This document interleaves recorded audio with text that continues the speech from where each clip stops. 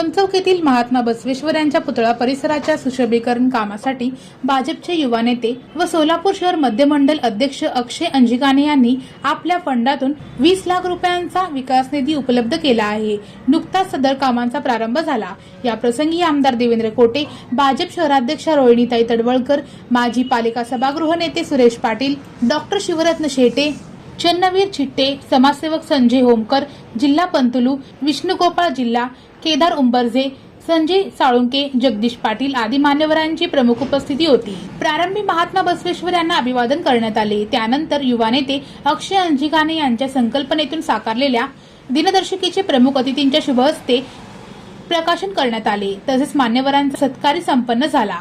युवा नेते तथा भाजपचे सोलापूर शहर मध्य मंडल अध्यक्ष अक्षय अंजिकाने यांनी आपल्या प्रास्ताविकात महात्मा बसवेश्वर यांच्या स्मारकांच्या विकासाकरिता निधी उपलब्ध केल्याचे महत्त्व पटवून दिले। मी या बसवेश्वर 20 लाख रुपये निधीची मागणी केली आणि त्यांनी तात्काळ या महापुरुषांच्या निधीसाठी या ठिकाणी जे काम प्रलंबित राहिले आहे ते त्याची संवेदनशीलता लक्षात घेता तात्काळ त्या ठिकाणी आम्हाला निधी दिला आणि याची टेंडरसुद्धा या ठिकाणी झालेला आहे आणि लवकरच प्रत्यक्षात कामाची सुरुवात आचारसंहिता पूर्वी होईल असा विश्वास मला या ठिकाणी आहे आणि नक्कीच येणाऱ्या काळात देखील या बसवेश्वर सर्कल मित्र परिवाराच्या माध्यमातून या ठिकाणी जे काही सोयीसुविधा लागतील, आता सुरक्षेच्या दृष्टीने CCTV कॅमेऱ्याचा आम्ही या ठिकाणी या निधीमध्ये उल्लेख केलेला होता, त्याचं देखील या ठिकाणी एस्टिमेटमध्ये घेण्यात आलेलं आहे। त्याचबरोबर स्मार्ट सिटीच्या धर्तीवर जे लाईट पोल लावण्यात आलेले आहेत ते लाईट पोल या ठिकाणी या परिसरामध्ये घेण्यात आलेले आहेत। त्यामुळं सोलापूर शहर स्मार्ट होत असताना या वीरशैव समाज आराध्य दैवत असलेल्या बसवेश्वर महाराजांचं परिसर देखील सुशोभीकरण व्हावं। महात्मा बसवेश्वर यांच्या स्मारकाच्या सर्वांगीण विकासासाठी पदमगोंडा परिवार व बसवेश्वर सर्कल यांनी केलेल्या सततच्या पाठपुराव्याला यश प्राप्त झाले आहे।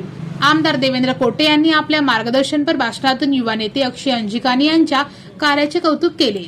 तुम्ही कार्यक्रम करून घ्या, मी शुभेच्छा देतो, नाही तुम्ही आलंच पाहिजे हा जो आग्रह त्यांचा होता त्याचंही मला कौतुक वाटतं की पाठपुरावा कसा करायचा असतो आणि यश पदरात पाडून घेतल्याशिवाय हार मानायचं नसतं। याचाच एक मला अनुभव मला वाटतं आज त्यांच्या या कृतीतनं आलं।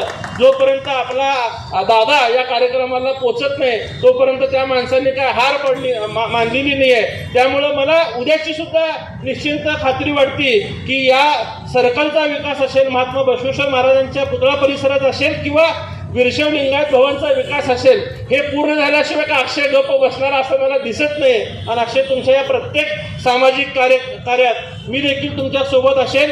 मंचावर उपस्थित असलेले सगळे आपले ज्येष्ठ मार्गदर्शक यांचं सुद्धा आपल्या समाजामध्ये खूप अनेक वर्षाचं काम आणि त्यांचं योगदान आहे, त्यांचे अनुभव आहेत, त्या अनुभवाचा निश्चित आपण उपयोग करून मार्गदर्शन घेऊन महात्मा बसवेश्वर महाराजांना अभिप्रेत असलेलं काम निश्चित करून घेऊयात। महात्मा बसवेश्वर यांच्या पुतळा परिसर सुशोभीकरणामुळे सोलापूरच्या सौंदर्यात भर पडणार आहे।